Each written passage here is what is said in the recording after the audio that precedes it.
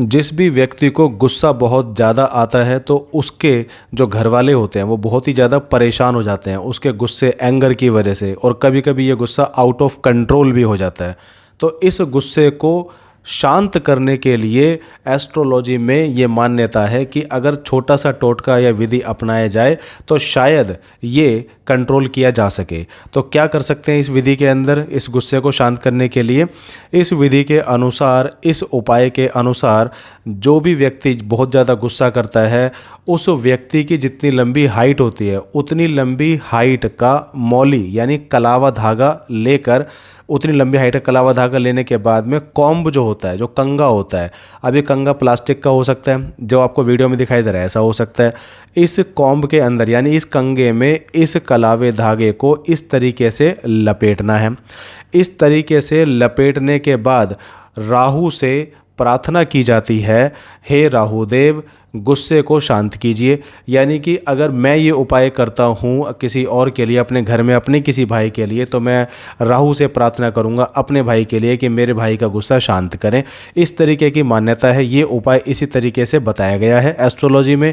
तो अगर इसको किया जाए तो कारगर साबित हो सकता है। तो इसमें क्या करना है, अब कंगे के अंदर यानी कॉम्ब के अंदर कलावा धागा इस तरीके से बांध दिया, और जैसा कि हमने कहा इतना ही लंबा धागा होना चाहिए जितने की हाइट होती है। बांधने के बाद राहु से 11 बार प्रार्थना करनी है कि गुस्से को शांत करें, और प्रार्थना करने के बाद अपने घर के अंदर की तरफ जैसा कि आपको वीडियो में दिखाई दे रहा है, इसको इस तरीके से बांधा जाता है जैसे आपका कर्टेन जो होगा, पर्दा जो होता है, पर्दे का जो पाइप है वहाँ पे, या साइड में कील कोई लगा हुआ हो या कील गाड़ के आप इसको इस तरीके से लगा दें। ये एक तरीके का टोटका बताया गया है। तो अगर इसको फॉलो किया जाए तो शायद इससे असर होता है, गुस्सा जो है शांत हो सकता है।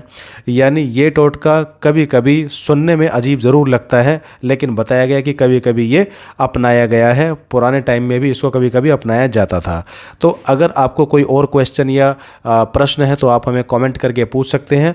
अगर आप हमारी एस्ट्रोलॉजी गाइडेंस लेना चाहते हैं, किसी और परेशानी के लिए आप कोई उपाय जानना चाहते हैं, तो डीएम कर सकते हैं, वहाँ पे हम आपसे बात कर सकते हैं।